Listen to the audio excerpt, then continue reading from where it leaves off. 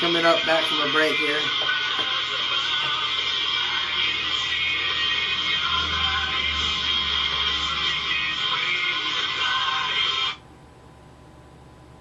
That was Day of Fire to Fly.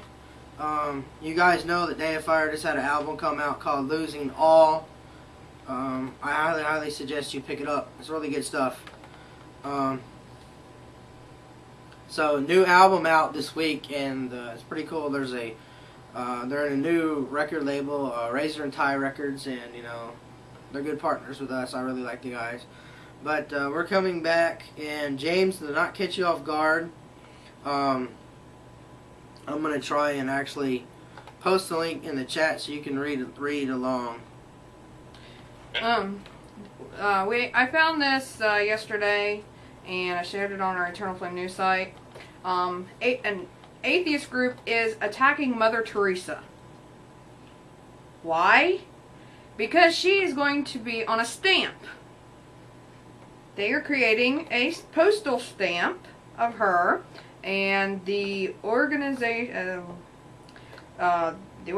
Freedom from Religion Foundation is advocating that its constituents vote with your pocketbook and boycott these stamps. The group also suggests if this choice of a polarizing Roman Catholic figurehead or the post office's flagrant violation of its own policy distresses you, let the post office know by mail or email, or make this the subject of an educational letter to the editor, or simply use this opportunity to enlighten friends and colleagues about the darker sides of Mother Teresa's religious activism, they say. Come on. The Pacific Justice Institute, which engages in battles regularly on behalf of civil rights and the nation's Christian heritage, immediately launched its own campaign urging support for the stamp. We didn't want theirs to be the only letters. Matthew Reynolds, the organization's association counsel, told WorldNet Daily, where we found the article, just when you think the atheists and anti-religious have run out of things to complain about, they attack Mother Teresa, one of the great role models of the last century, said PJI President Brad Dacus. We are encouraging anyone who has been inspired by Mother Teresa to join us in writing letters of appreciation to the U.S. Postal Service to counter the ridiculous complaints they are receiving from the FFRF. You can view pictures, the pictures of what the stamp will look like, and also other stamps that are coming out at the same time as Mother Teresa's. They are... What is that, Katharine Hepburn? They're Katharine Hepburn, Roy Rogers, different cowboys, Gene Autry, and also the Negro Leagues Baseball League is having its own stamp. And this is all coming out at the same time as Mother Teresa's stamp, but of course, the only problem is like they'll let Gandhi have one, but they're not going to let Mother Teresa. So yeah, I know there's probably a few prominent atheists that were, you know, really big, but it's not like they're giving a counterclaim saying... But the thing is, she did good. People that, I mean, she did all this good to help the poor, the sick, the impoverished, orphans, and they have a problem with that. That's basically what they're, you know, everything she stood for, they have a problem for. And what would happen if we all stopped caring? What would happen if we would just be like those who are complaining about what Mother Teresa stood for, and we stopped caring, and we started acting like those? How would our world be?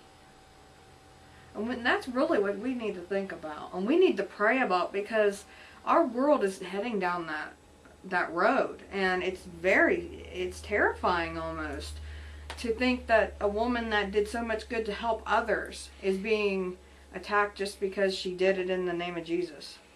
You know, I think even if she did it in the name of anything, I think they would still have a problem with it, but we don't know that. You know, they could. So James, I like your feedback on this before we take a break too.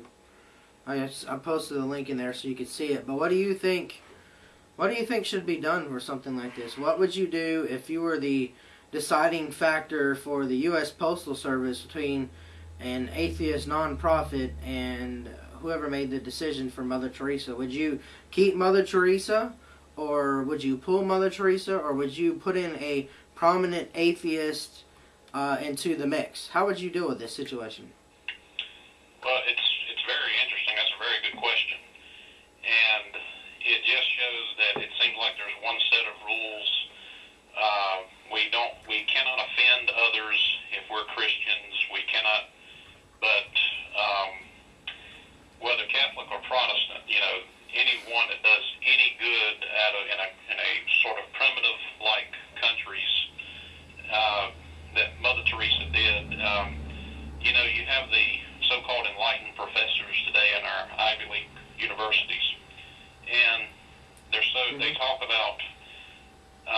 This is kind of a deep thought, but I was reading something on this on the foundation of what I'm basing this thought on, and about how the new modern man today talks about the advancement of science, the advancement of technology, and all these different things, but they don't want Christian missionaries or any missionary whatsoever to go and try to help give medical supplies, give any kind of way of a better way of life. They say we want them to be natural. We want them to remain the same. But I don't know. There's a lot of paradoxes that happen through this. But if I was the deciding factor in the U.S. Postal Service, to give credit where credit's due. Mother Teresa is a symbol of helping out others, to many people. And so, it's one set of rules for anything that stands for any Christian work. If a minority has a problem, then anything that's Christian, they try to get rid of that. They try to be quick to stop that. But it does not speak for the majority. And I don't know, it's just so many things I can say on that subject. Okay. I got a question.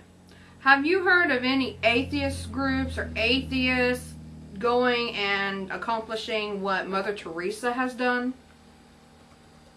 I have not personally. This is the first time I'm getting up to date. This is the first time I've heard of her having a postal stamp. Well, it hasn't even come out yet. It's getting ready to. Or, Yeah. They're trying to get it coming out. That's I've just now heard this as of now, but I have not heard any atheist group attacking this in general. Like I said, this is the first time, but I know that we must understand that atheists, and God bless them, we love them, we want to pray for them, but they put every religion, anything in Christian, all into one big kettle, one big mix, and so anything that gets recognition of that, and they're going to go after it. Yeah. Any kind of icon of that. All right. Well, we're going to take a break, and then we're going to come back, and we're going to start talking about your book, James, and pretty much just the rest of the show is yours, and we're going to review it and talk about, and first, when we come back, we're going to share what it is about, what the back of the book says about the story, War of the Horizon. So, stay tuned. We'll be back in just a minute, and enjoy this wonderful music.